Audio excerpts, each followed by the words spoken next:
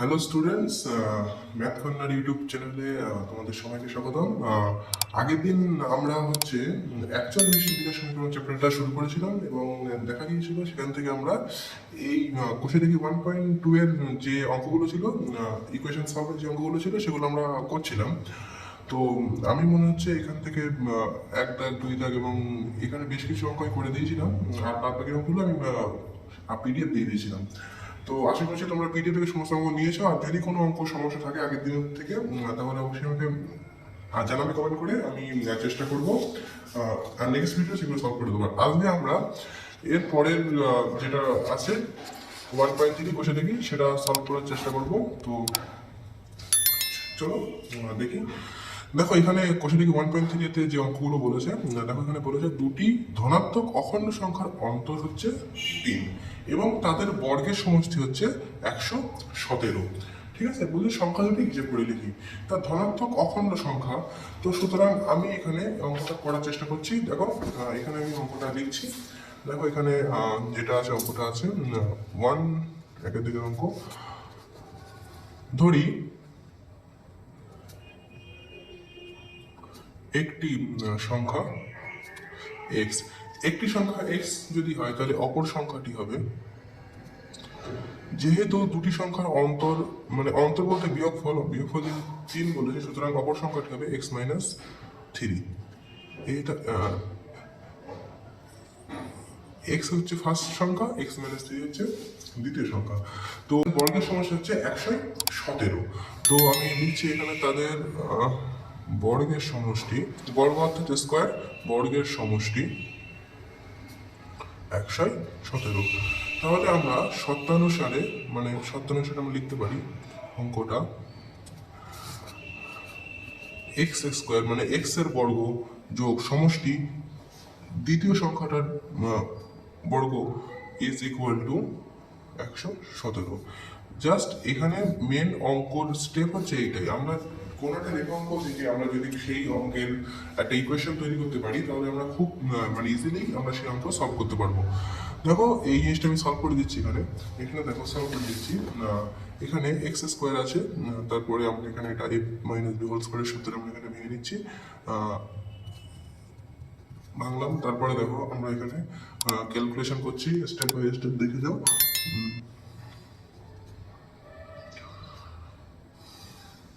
এদিক থেকে 17 দিকে নিয়ে চলে আসলাম, ওদিকে 0 নিয়ে এসেছিলাম। জাস্ট এই অঙ্কগুলো আমি আগের দিন বলে দিয়েছিলাম ভিডিওতে, তোমরা দেখে নেবে আগের ভিডিওটা যদি না দেখে থাকো, আমি ডেসক্রিপশন বক্সে লিঙ্ক দিয়ে দেবো। দেখো এরপরের স্টেপ কীভাবে হবে, এখান থেকে জাস্ট ক্যালকুলেশন করলে মাইনাস 6x মাইনাস 108 0। এবারে এটা আমাকে করতে হবে, মিডল টার্ম করতে হবে। মিডল টার্ম তোমরা জানো মিডল টার্ম কীভাবে করতে হয়, আমি আর দেখাচ্ছি না, জাস্ট করে দিচ্ছি। মিডল টার্ম 0,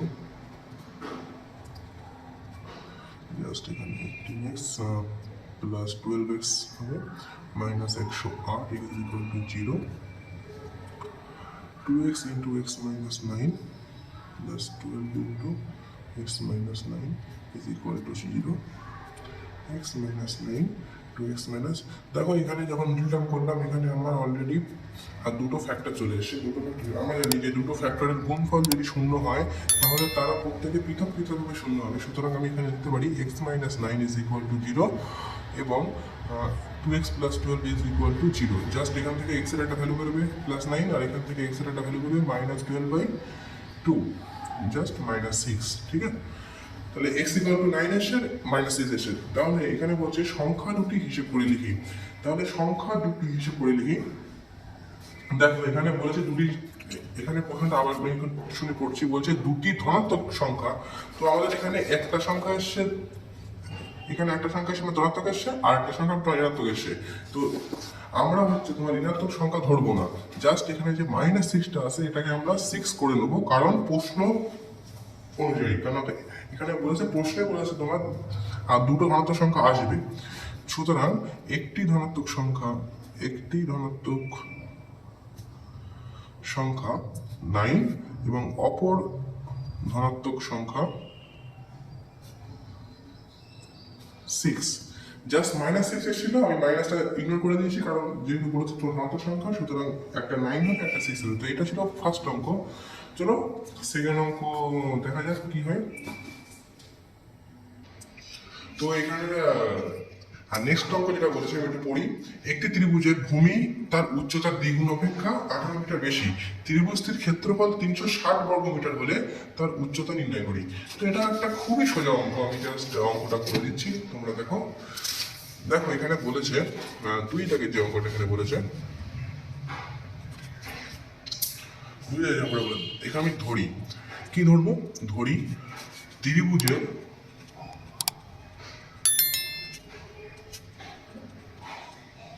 উচ্চতা এক্স মিটার ধরলাম। এবার বইতে আমাকে বলেছে যে ত্রিভুজের ভূমি তার উচ্চতার দ্বিগুণ অপেক্ষা 18 বেশি। তাহলে ভূমি কত হবে? তাহলে ভূমি হবে ত্রিভুজের উচ্চতার দ্বিগুণ অর্থাৎ 2x অপেক্ষা 18 বেশি, সুতরাং +18 মিটার। তো এটা এটা হচ্ছে মেন জিনিস। তো দেখো তারপরে আছে বলেছে ক্ষেত্রফল। তাহলে ক্ষেত্রফল বলেছে 360 বর্গ মিটার। দেখো আমরা জানি ত্রিভুজের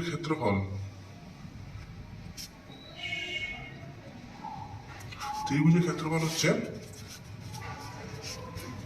হাফ ভূমি ইন্টু উচ্চতা, ঠিক আছে? তাহলে হাফ ইন্টু ভূমি কত হবে? ভূমি হবে 2x +18, যেটা আমরা এখান থেকে এক্ষুনি পেয়েছি, আর উচ্চতা হবে x, যেটা আমরা ধরেছিলাম। তাহলে দেখো এরপরে আমরা এখান থেকে একটু ক্যালকুলেশন করছি সামান্য। এখান থেকে 2 কমন নিচ্ছি, তাহলে পড়ে থাকবে x + 9 ইন্টু এক্স। এখান থেকে 2 কেটে গেল, এখান থেকে x + 9 ইন্টু এক্স, তাহলে এখান থেকে আসবে x² + 9x। দেখো এবার সত্যানুসারে আমি যদি ইকুয়েশন একটা তৈরি করি সত্যানুসারে, তাহলে ইকুয়েশনটা দেখতে একটা দেখা হবে x² + 9x = 360। কারণ এখানে আমাদের একটা ক্ষেত্রফল বেরিয়েছে আর বইতে একটা ক্ষেত্রফল বলে দিয়েছে, তাহলে দুটো ক্ষেত্রফল সেম হবে, তাহলে আমি দুটো ক্ষেত্রফল এখানে সেম করে দিয়েছি। ব্যাস, এবার একদম সিম্পল অঙ্ক। এখান থেকে 9x এটা মাইনাস এদিকে নিয়ে আসলে এটা হচ্ছে 0 হয়ে যাবে, এরপরে মিডিল টার্ম করতে হবে। তো আমি এবার মিডিল টার্ম করছি। এখানে x² + 24 - 15 x 0, এখান থেকে তার পরের লাইন হবে 24x - 15x - 360 শূন্য, এখান থেকে x কমন নিলে x + 24, এখান থেকে -15 কমন নিলে x + 24, তারপরের লাইন x + 24 x - 15 = 0। আমরা জানি দুটি সংখ্যার গুণফল যদি শূন্য হয় তাহলে তারা পৃথক পৃথকভাবে শূন্য হবে। তাহলে আমরা এখান থেকে x + 24 = 0, x - 15 = 0, তাহলে x = -24 আর x = 15। যেহেতু উচ্চতা আর ধনাত্মক হয়, ঋণাত্মক হয় না, সুতরাং আমরা এখানে -24 কে ধরবো না, আমরা উচ্চতা x এর মান যেটা 15 এসছে ওটাকে ক্যালকুলেট করব। সুতরাং এখানে উচ্চতা হবে 15 মিটার। এই হচ্ছে অবশেষ, খুবই একটা সোজা অঙ্ক। দেখো তারপরের অঙ্কটা আমি এখানে করে দিচ্ছি। তো দেখো তার পরের অঙ্কটা যেটা আছে 3 দাগের অঙ্ক, ওটা আমি একটু পড়ছি। দেখো এখানে বলছে যদি একটি অখণ্ড ধনাত্মক সংখ্যার 5 গুণ তার বর্গের দ্বিগুণ অপেক্ষা 3 কম হয় তবে সংখ্যাটি নির্ণয় করো। খুবই একটা সোজা অঙ্ক। এখানে আমি অঙ্কটা আবার করে দিচ্ছি। দেখো এখানে অঙ্কটা বলছে 3 দাগ। দেখো লিখছি, ধরি সংখ্যাটি x, বলছে সংখ্যাটির 5 গুণ, তাহলে সংখ্যাটির 5 গুণ অর্থাৎ 5x হবে, এটা আমরা জানি। দেখো বলছে এর বর্গের দ্বিগুণ অপেক্ষা 3 কম, তাহলে এর বর্গের দ্বিগুণ অপেক্ষা 3 কম। সুতরাং সুতরাং 2x² - 3 হবে।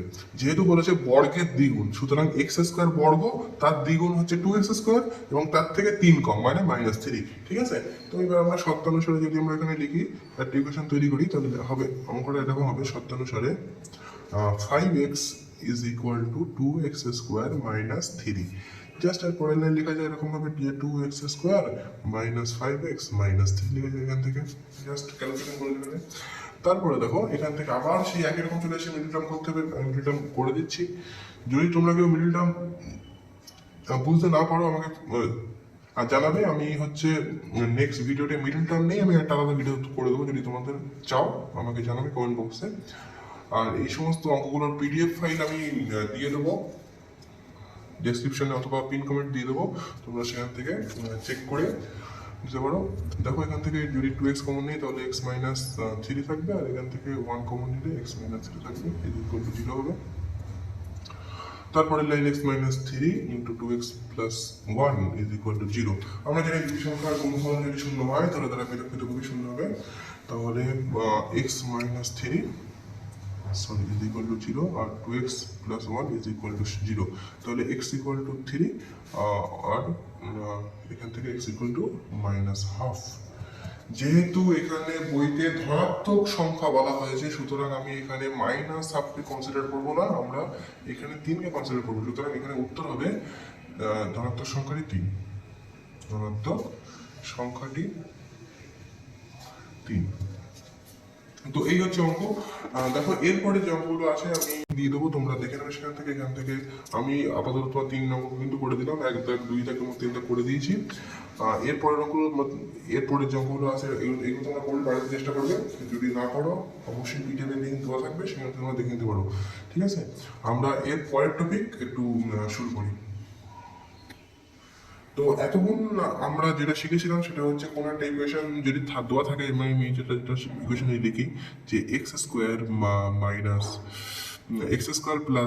5x + 6। ধরো এটা একটা অ্যাকচুয়াল বিশিষ্ট দ্বিঘাত সমীকরণ। তো এটাকে আমরা সলভ করতাম কিরকম ভাবে, মিডল ফ্যাক্টর দিয়ে। তো এটার মিডল ফ্যাক্টর করলে অঙ্কটা এরকম আসতো x + 3 x + 2 যেটা = 0 হতো, সেখান থেকে আমরা x = -3 আর -2 পেতাম। তো এই ধরনের অঙ্কগুলো আমরা এরকম সলভ করতাম উৎপাদকে বিশ্লেষণ করে। কিন্তু এমন অনেকগুলো অঙ্ক আছে যেগুলো জাস্ট মিডল টার্ম কিংবা উৎপাদক বিশ্লেষণ কিংবা 0 মিটার 0 পদ্ধতিও কিন্তু করা সম্ভব হবে না। সুতরাং সেই সমস্ত অঙ্কগুলো আমাদের সলভ করা শিখতে হবে এবং সেই সমস্ত অঙ্কগুলো আমরা কিরকমভাবে সলভ করবো সেটা দেখতে হবে। তো দেখো অ্যাকচুয়াল বিশিষ্ট দ্বিঘাত সমীকরণের একটি রূপ আছে, সাধারণ রূপ, সেটা হচ্ছে ax² + bx + c। প্রত্যেকটা অ্যাকচুয়াল বিশিষ্ট দ্বিঘাত সমীকরণ দেখতে কিন্তু এরকমই হয়। দেখো এখানে x² এর জায়গায় x² আছে, x এর জায়গায় x আছে, আর এখানে c মানে কনস্ট্যান্ট, এখানে কনস্ট্যান্ট কিন্তু 6 আছে। এর জায়গায় এখানে 1 আছে, বি এর জায়গায় 5 আছে, আর এখানে সি এর জায়গায় 6 আছে। তাহলে কি প্রত্যেকটা অ্যাকচুয়াল বিশিষ্ট দ্বিঘাত সমীকরণ কিন্তু দেখতে এইরকম হয়। তো এই রকম দিয়ে আমরা একটা জেনারেল ফর্ম তৈরি করার চেষ্টা করব, যেটা দিয়ে আমরা সমস্ত অ্যাকচুয়াল বিশিষ্ট দ্বিঘাত সমীকরণ সলভ করব।